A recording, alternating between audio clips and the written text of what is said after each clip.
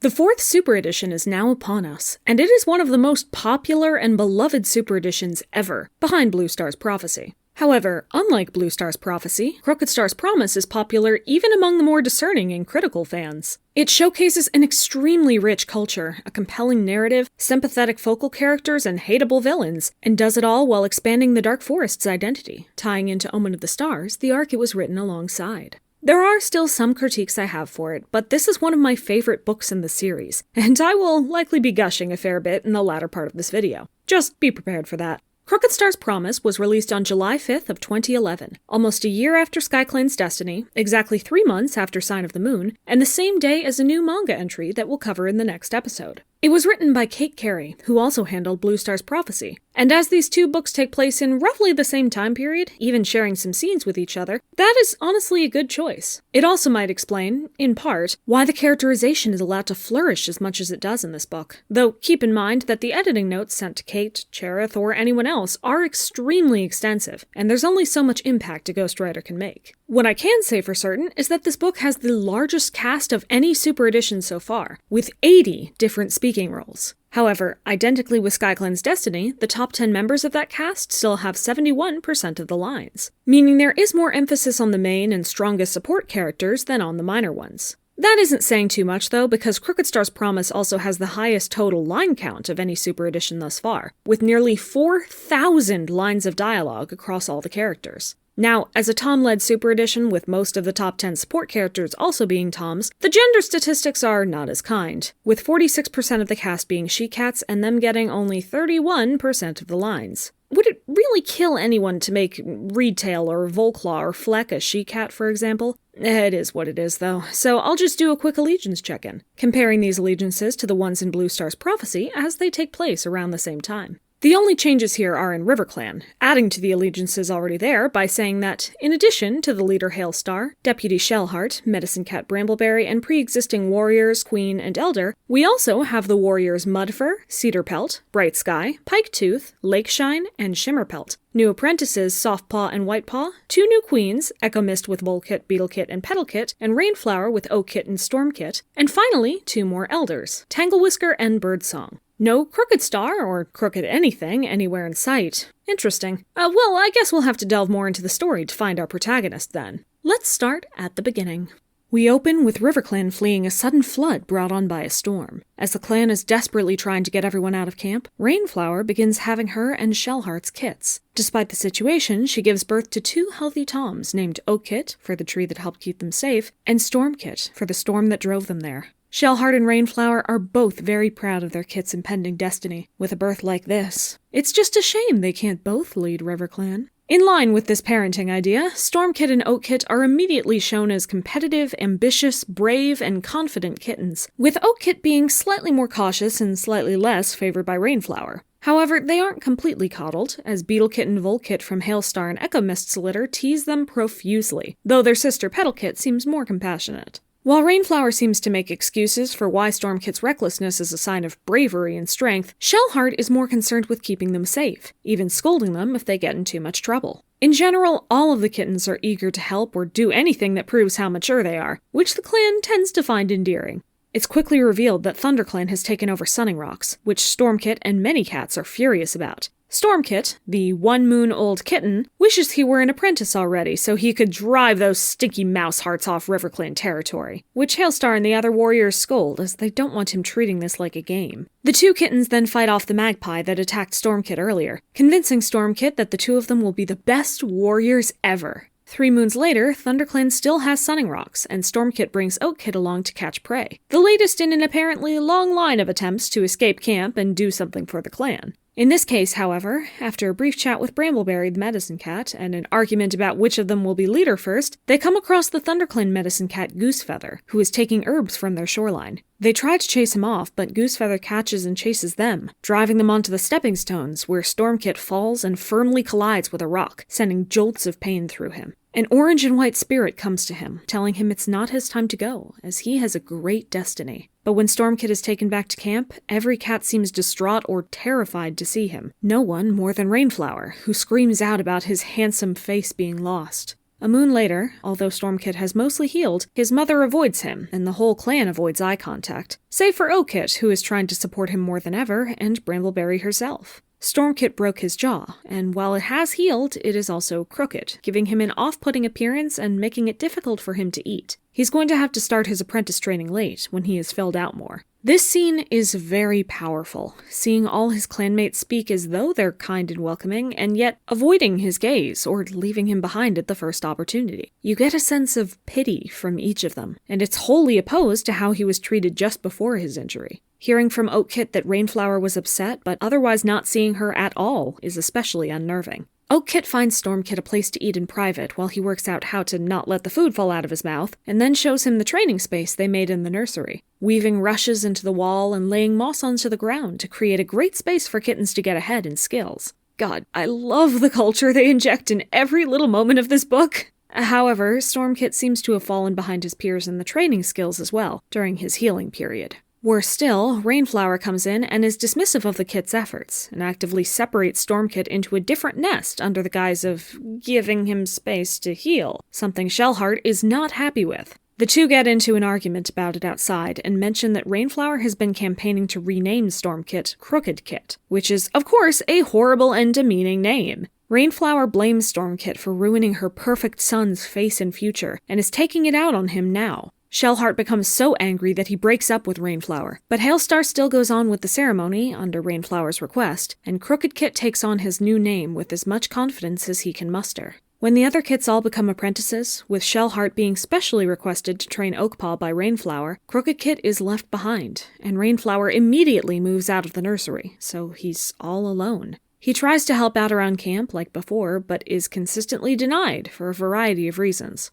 Crookedkit sets off on his own to the Moonstone to ask StarClan about his destiny. On the way, he sees Fallowtail with a WingClan Tom, but he continues on without being caught. In his dreams, before reaching the Moonstone, the orange and white cat from earlier asks why he left, admits to being a StarClan cat herself named Mapleshade, and says that, though his path is not easy, StarClan wouldn't have given it to him if he wasn't brave, strong, and loyal. He's special, but she can't tell him why yet. He must return to his clan, for a true warrior is loyal above all. Crookedkit is excited by this, but doesn't want to go back just yet, and additionally meets a farm cat named Fleck soon after waking up, who offers to help him. Fleck happens to have known an old friend with a similar Crookedjaw, and is able to teach Crookedkit to eat and even hunt with his. He also has a sister, Mitzi, with kittens Soot, Mist, Piper, and Magpie, who need Crookedkit's help as a role model and to help feed and play with them while they're young. He ends up staying there for a moon because of how useful they are to him and how much help he can be to them. But after just barely managing to save Soot from a farm monster, and with encouragement from Mapleshade, he realizes that he needs to stop running away, and he returns home. Crookedkit is still a kit, with kit duties, and some of his clanmates aren't happy with him for effectively running away, but with his newfound confidence, he is able to convince them that he should stay. At night, Mapleshade comes to him again and explains that, if he obeys her, he will become clan leader. He needs to be patient, though, and give Hailstar time to trust him again. However, since he is so eager to be trained, Mapleshade could train him if he keeps it a secret, and makes her one promise: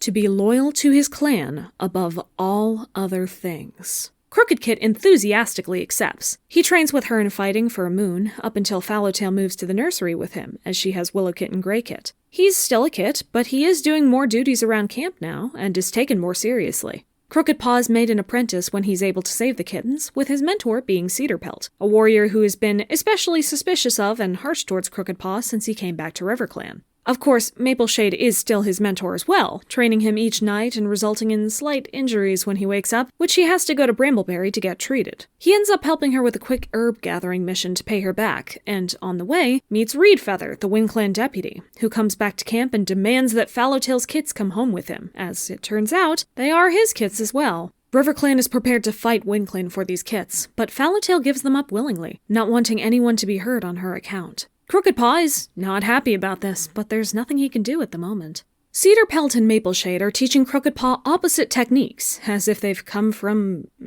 different clans. Anyway, it's frustrating Crookedpaw. Also, Beetlenose, Volclaw, and Petaldust have become warriors, and, in clan news, Moonflower was just killed during a raid on WingClan's camp. That gives us a pretty clear idea of the timeline in relation to Bluestar's prophecy. Oakpaw also chases off a dog and earns his warrior name, Oakheart, leaving Crookedpaw alone in the den again. And Rainflower explicitly saying that this is all that matters because Crookedpaw will never be as good as Oakheart is definitely more salt in the wound. For the first time, both brothers attend the gathering, and Crookedpaw meets Bluepaw from his perspective. He tells Mapleshade that night that he enjoyed talking to her like a clanmate, which infuriates her as she reminds him of his promise to be loyal. Hailstar soon gathers the clan with a plan to take back Sunning Rocks, giving Crookedpaw his first chance at battle. He ends up in a spar against Bluepaw, who is happy to see a friendly face, but remembering his conversation with Mapleshade, he instead attacks her as forcefully as he can, which would have worked had she not been joined by Snowpaw. RiverClan has to retreat, and Hailstar loses a life. Mapleshade wakes Crookedpaw up early from training so he can witness Hailstar, Ottersplash, Rippleclaw, and Owlfur stealing Willowkit and Greykit back from WindClan. Hailstar even holds Reedfeather under the water until he nearly drowns to force WindClan to surrender. Mapleshade whispers that, one day, it will be Crookedpaw's turn to show his worthiness as a leader like that. Willowpaw and Greypaw become apprentices, and, along with Crookedpaw, travel to the Moonstone. Crookedpaw meets a grown Soot again, which is adorable, and when they arrive, Crookedpaw meets Mapleshade again. She is still alone, but allows him to tour StarClan further than they normally do, meeting Goosefeather briefly before he wakes up. When Crookedpaw gets back, Hailstar takes him for a private conversation where he seems to just probe for information, vaguely alluding to some sort of suspicion before admitting that Brambleberry is worried, though he won't say what about. Crookedpaw is insistent that he can prove himself in any way Hailstar wants, but Hailstar seems distressed by something and doesn't agree to the offer. Crookedpaw then gets mad at Brambleberry, becoming particularly betrayed because of how Brambleberry acted as a good friend and one of his closest maternal figures. Brambleberry says that, like any RiverClan cat, he has the potential to be a great warrior, but he has to follow the right path. Crookedpaw can't understand how he would be following the wrong path, especially as he's being trained by StarClan. He tells her she must have misread whatever sign she saw about him and storms off. Dogs from the Two-Leg Place are threatening RiverClan, and Crookedpaw comes up with a plan to lure the dogs away, which impresses not only Hailstar, but Willowpaw as well. Willowpaw ends up bringing up the topics of mates and kits while she and Crookedpaw are fishing together, and it's pretty clear what her intentions are. Hailstar then opts to take back Sunning Rocks, without a fight this time at the next Claw Moon, and he invites Crookedpaw, who he names Crookedjaw, to come along. Rainflower is ambivalent, but Oakheart, Shellheart, and Willowpaw are proud of him, and Crookedjaw has stopped seeking out his mother's approval. Crookedjaw is content as a warrior, but Mapleshade doesn't like how his relationships, particularly with Willowpaw, are pulling him away from his promised clan loyalty. Of course, Crookedjaw has no idea how Willowpaw could stop him from being loyal, so he doesn't change anything. Crookedjaw has his second gathering, once again repeating the Blue Star's prophecy scene from his perspective, and otherwise we just get to see clan life continue for a while, which in this book is a real treat. Crookedjaw and Oakheart guard the newly reclaimed Sunning Rocks one night, and Oakheart's behavior around Bluefur leads Crookedjaw to briefly question his loyalty. Crookedjaw watches Willowpaw's assessment, and she and Greypaw are each made warriors, Willowbreeze and Greypool. However, Mudfur's mate Brightsky and 3 of their 4 kits died, so the clan is in mourning as well. The kit is named Leopardkit, completing a group of 8 kittens all born around this time who get along very well. Hailstar tries and fails to take more ThunderClan land past Sunning Rocks, and in the meantime, Crookedjaw takes a patrol near the Two-Leg Place, where, thanks to Mapleshade pushing a ball towards them, Willowbreeze is captured, and because of RiverClan's defeat, Hailstar can't send a patrol to help her immediately. However, against Mapleshade's explicit warning, Crookedjaw and Greypool go out alone and manage to save Willowbreeze. Mapleshade is furious, enough to attack Crookedjaw outright. She then deflates, appearing very weak as she pleads with him to listen to her. The clan is greater than its cats. Even if he sacrifices every cat who loves him, the clan will persist. That's who he must be loyal to. Crookedjaw and Willowbreeze consistently spend time together, and Oakheart is noticed with Bluefur sent a couple of times. But life seems to be going on well until Crookedjaw spots Thistleclaw training with Shredtail in the same place where he usually meets Mapleshade. The two are absolutely vicious in training, and are talking about how Thistleclaw isn't weighed down by the grief of Snowfur, and is instead ready to claim the deputy position while Bluefur mourns. Crookedjaw gets an apprentice of his own in Sedgepaw, who is an absolute delight, but somewhat excitable and distractible. Mapleshade also continues forcing Crookedjaw to repeat his promise. While Crookedjaw and the other mentors are training their apprentices, a dog gets loose on the territory, and Rainflower is hurt. Oakheart and Beetlenose ask Crookedjaw to stay behind with her while they fight the dog, but Mapleshade doesn't want him to miss out on this glorious victory for his clan. So he leaves her, and Rainflower ends up dying. Despite everything, Crookedjaw is hurt by her death and upset at himself for leaving her, but Willowbreeze comforts him through that period. Hailstar takes back Sunning Rocks again, but after all the death he has experienced, Mudfur doesn't want to see more clanmates perish in this honestly pointless fight. He challenges Adderfang of ThunderClan alone and wins Sunning Rocks for RiverClan, but as RiverClan themselves are uncomfortable with his choice and want to fight for their clan, Mudfur instead concedes and asks to become a medicine cat instead. Shellheart also becomes an elder at this point, and Hailstar takes some time to decide on who will be the next deputy before he spots a squirrel with a twisted face in their fresh kill pile, an omen that Crookedjaw should be deputy. All of his family and friends are proud of him, though some older warriors complain about his lack of experience, but Brambleberry tells Hailstar that this sign didn't come from StarClan and asks to go to the Moonstone. Hailstar is confused on where else a sign could come from, and Brambleberry can't explain further, at least in public, so she instead pleads with Crookedjaw directly for him to choose the right path. In dreams, Mapleshade takes credit for the omen and introduces Crookedjaw to Thistleclaw and Silverhawk, who are training in killing moves, and finally let him in on the fact that this is the Dark Forest, not StarClan. Crookedjaw tries to bow out gracefully, but Mapleshade swears that he made a promise and she'll make sure he keeps it. Shellheart soon dies of sickness after a heartfelt talk with Crookedjaw about Rainflower and his position as deputy, and then Sunstar of ThunderClan comes in to take Sunning Rocks back without a fight. Then, while trying to seek out dry bedding during a deluge, Hailstar and a patrol end up in a fight with rats. Sedgekit and Leopardfur get seriously injured, and Hailstar loses his last life. Brambleberry then takes Crookedjaw to the Moonstone, where they finally have a confrontation about her long-lasting suspicions. Apparently, Brambleberry saw him with Mapleshade in the Dark Forest one night, and could never understand why he was there when he was so concerned about being loyal to his clan. Crookedjaw says he was dumb and didn't realize she was bad. He thought he was in StarClan, which finally clears up Brambleberry's confusion. Brambleberry apologizes for the clan not helping him to feel worthy without Mapleshade, and tells him he could always be a great warrior. They'll just have to see if StarClan grants him his lives. When Crookedjaw touches the Moonstone, he is briefly pulled into the Dark Forest, but then comes to the real StarClan, where he is granted his lives. Hailstar gives him courage, Duskwater gives him a mother's love, Troutclaw gives him justice, Mossleaf gives him trust, Lilyflower gives him compassion, Lightningpaw gives him humility, Brightsky gives him hope, Sparrowfeather gives him patience, and finally Shellheart gives him loyalty, the right kind this time. Mapleshade then pulls him towards her and says she kept her promise, taking the sacrifices of Rainflower, Shellheart, and Hailstar in exchange for Crookedstar becoming a leader, all because of his clan loyalty above all other things. She vows that their deal will never be over, even as he tries to back out of it a second time. Back at camp, Crookedstar names Timberfur as his deputy, and Greypool has lost both of her kits. But Oakheart brings in some new kits that they name Mistykit and Stonekit. Mapleshade tells Crookedstar that they are Oakheart's own kits, along with a cat from ThunderClan, and though Crookedstar tries to deny it, he is sure that they're Bluefurs after the numerous hints he's gotten. He confronts Oakheart about it, who tells him the full truth. Crookedstar feels guilty for not letting Sunstar know of Thistleclaw's violence, and, in doing so, forcing Bluefur to compete with him to become deputy. However, he mostly just wants to raise Oakheart's kits as a part of RiverClan, and promises to keep the secret. Stonefur and Mistyfoot are already warriors when we next see them, and Willowbreeze is having Crookedstar's kits, but she's sick, and the birth is making her weak. It's not going well. In fact, when the kits are born, Willowbreeze and 2 of the 3 kits die, leaving only Silverkit behind. Crookedstar, furious, calls out to Mapleshade in the middle of camp about her sacrifices, and then stampedes into the Dark Forest itself to track down and attack Mapleshade. She manages to win, but refuses to kill him, instead insisting that he stay alive as a better revenge.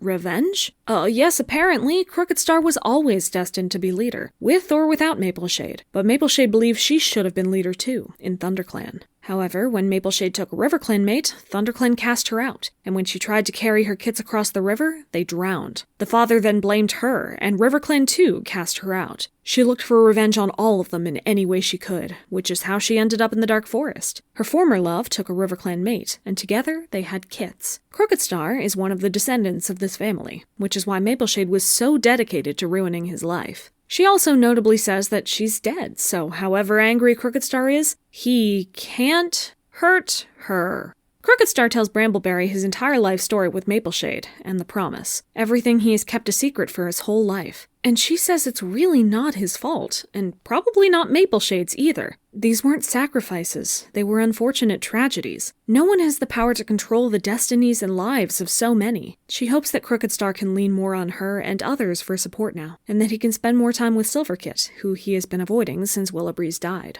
When Oakhart questions Crookedstar for avoiding Silverkit, they end up getting into an argument and then a fight in front of everyone. Particularly when Oakhart accuses him of being like Rainflower, ignoring his kit because of a tragedy. Crookedstar ends up breaking down in sadness instead as the grief takes hold in full, which is when Silverkit speaks up, having witnessed their fight. Crookedstar comes over to soothe her, explaining that he is her father and he will always keep his promises. The manga at the end shows Crookedstar at the end of his life, in the middle of the first arc, as he notices that Silverstream has been sneaking off a lot, behavior he already knows well from Oakhart. He sees her meeting Greystripe, and though he tries to plead with her to be loyal to her clan, she considers him obsessed with loyalty and isn't willing to abandon love. He then sees Silverstream in his dreams, heading to StarClan, and already knows what happens when he gets the news. Mapleshade then comes to announce that, between this and Oakhart, Crookedstar has officially lost everything. Her revenge is complete. Crookedstar retorts that he still has his clan, filled with cats he loves that he will protect until his 9th life is gone. Mapleshade is the one with no power anymore, and no one to love her. She has lost.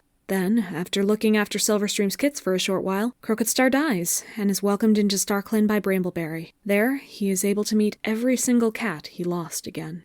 If it felt like I was speeding through this book, it's because I was. To keep the video even as short as it is now, I had to cut out nearly all of the detail in the summary. And that is honestly a tragedy, because the richness of this book's cast, culture, and little character moments and arcs cannot be understated. This is the book that made me fall in love with RiverClan as a realized culture rather than a hypothetical based on notes from the field guides. I can personally give you at least one trait and one character-defining moment for every single cat in RiverClan's allegiances, and some cats outside RiverClan as well. You could, and some people do, make entire stories out of the lives of some of these background characters, like Ottersplash, the Kit Patrol, Sunfish and Leopardfur, Rippleclaw, Echo Mist, Fleck and Soot, Beetlenose, and so many more. Everyone adds to our understanding of the clan, has unique perspectives on Crookedstar's story, and helps us to understand why this is a clan that Crookedstar protects and believes in so fiercely by the end. His family is gone, but they are not the only cats who care for him, or the only cats that matter, and we believe that too, because we've seen it all. Please, if for no other reason, read this book if you managed not to before.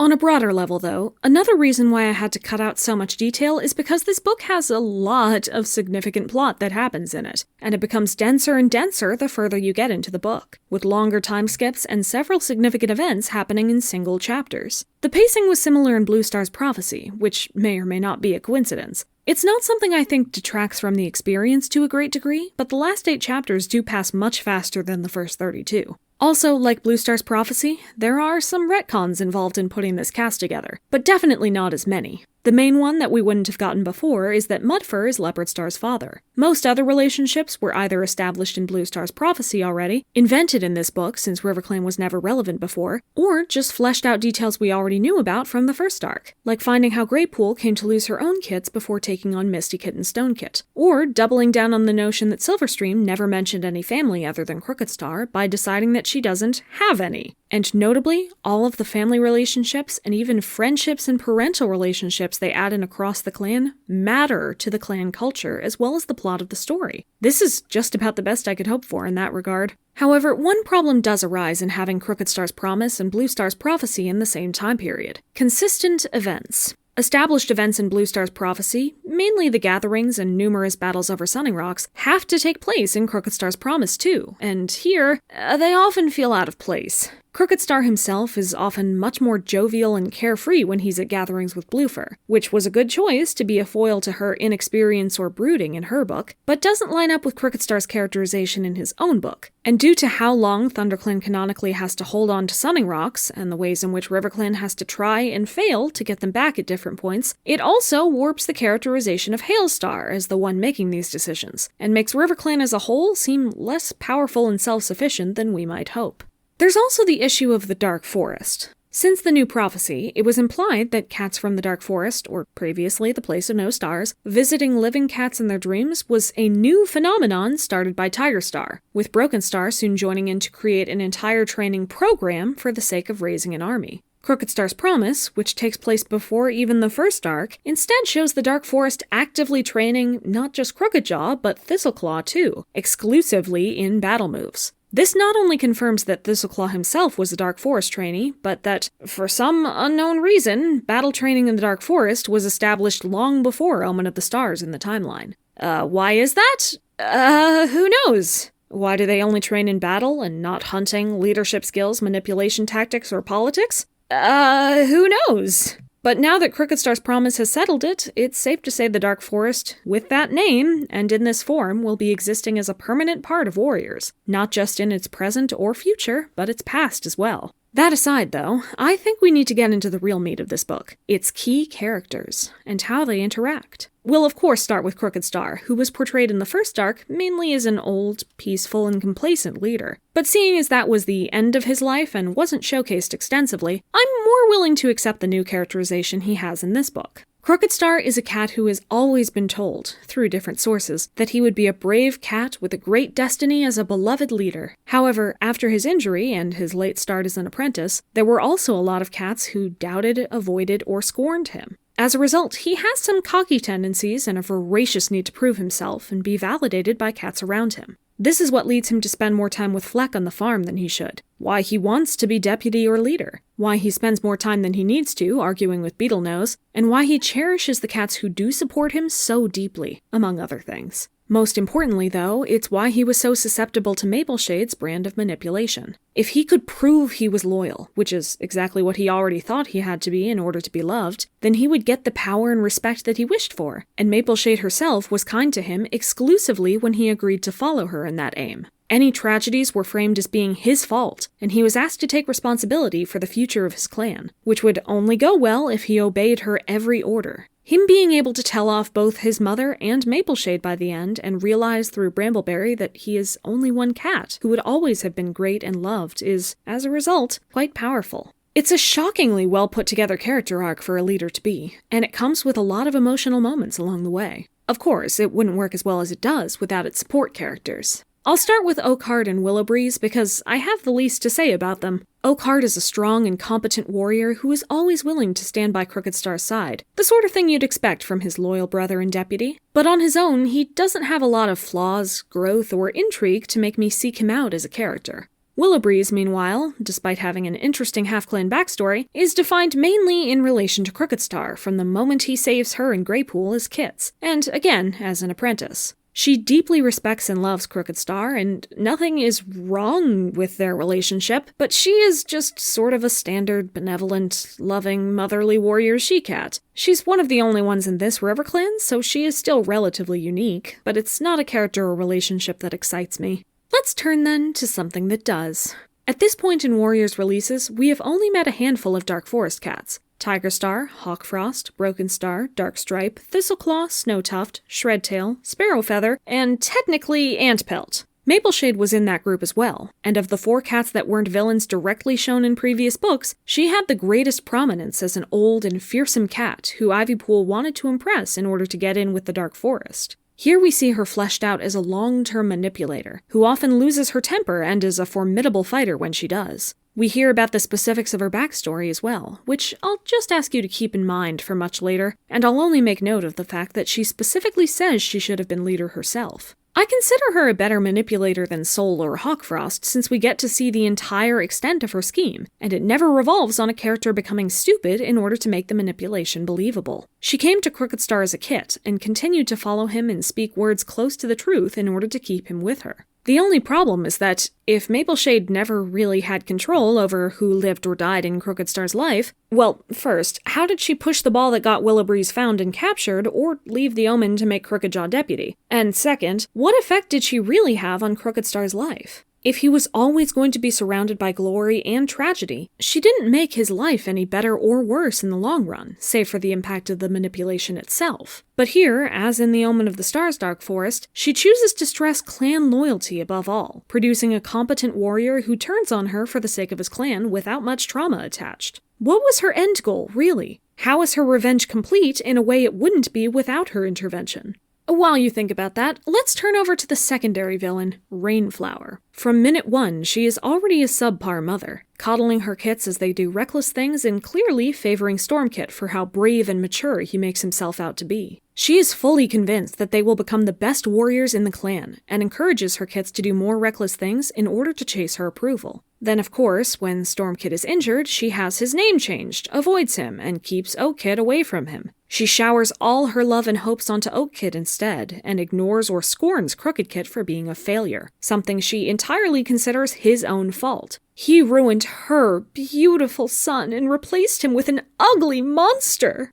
Beauty and power seem to be everything to Rainflower, so much so that she can't see Stormkit and Crookedkit as the same cat. She never really comes to learn the error of her ways either, so Crookedjaw standing up to her and saying he doesn't need her approval was the appropriate conclusion to that arc. Rainflower is a really hateable character, but she was designed to be so, and she serves her role very well. I have no problems with her as a character. What I do have problems with is the characters of Shellheart, Brambleberry, and especially Hailstar, though there are things to enjoy about all of them too. All three are supposed to be supportive forces in Crookedstar's life. Shellheart is his kind father who looks out for him and breaks up with Rainflower over her treatment of Crookedkit. Brambleberry is the compassionate medicine cat and mother figure who cares for Crookedstar through to his leadership, and gives him the piece of advice that finally helps him to conclude his character arc. Hailstar is the valiant and noble leader who inspires Crookedstar to do the best he can for his clan, and for Willowbreeze in particular. However, in order to make Rainflower and Mapleshade's villain plots have the effect they were supposed to, and even to fit in line with the original arc's facts, all three of them have to act in ways contrary to their intended characterizations, and in doing so, become worse characters. The root issue is that all three of these cats are authority figures, not just to Crookedjaw, but to their clan as well. They are the medicine cat, deputy, and leader of RiverClan.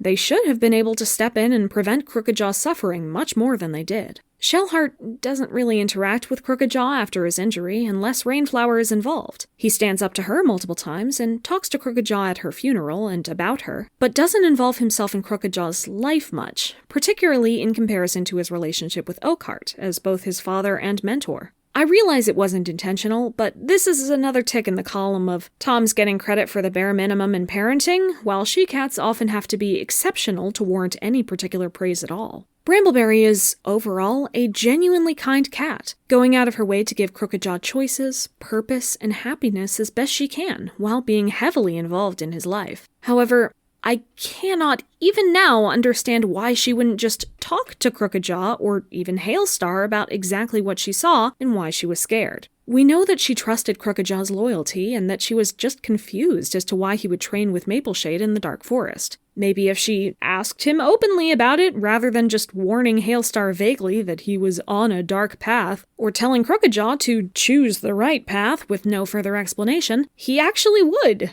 Maybe she was afraid that he was truly evil and would kill her if he knew what she knew, but even in that case, Crookedjaw was already made furious by Brambleberry's continuous suspicion and how she passed that suspicion on to Hailstar needlessly. If he was the sort of cat who would act on that anger, he would do it, whether or not Brambleberry got into specifics. Honestly, though, that's the least severe case, because, as many people have noted, the required plot of this book forces Hailstar to come off as either two-faced or stupid. We never get to see how Rainflower convinced Hailstar to rename Stormkit, but he should have had all the power in the world to not do that, plus multiple reputable sources telling him not to. I also already mentioned how the Blue Star's prophecy timeline forces Hailstar to get into a bunch of ill-advised battles, which is true, and it also makes him foolishly try to take territory past Sunning Rocks. Hailstar is portrayed throughout most of the original material in this book to be a stoic, loyal to a fault, selfless leader who will sacrifice himself or even his other values to keep his cats safe and give them everything he has to give. He is the image of loyalty that Crookedjaw aspires to be, but with the actions he has to take in order for the original series and Blue Star's prophecy to take place, it makes his character confusing on the whole. There are interesting and moving qualities to Hailstar, but this will always be a part of his characterization too. Despite my complaints, I still can't help but love this book. From the characterization of each and every warrior to the moving and coherent arc of Crookedstar himself, and the well-realized, manipulative, and ambivalent tactics of the two villains here, Crookedstar's Promise has a lot to love, and it is rich with culture unmatched by almost every other book in Warriors. Of the 40 I have covered so far, this is my second favorite Warriors book, and if you've managed to avoid reading it until now, or if it's been a while, I highly encourage giving it a read. Even isolated from every other book in the series, it's worth a look. Next, though, we'll have to get into something a little less well-known and a little more controversial. So I hope you'll join me as we enter the final manga trilogy when we return for the next episode of our trip through time.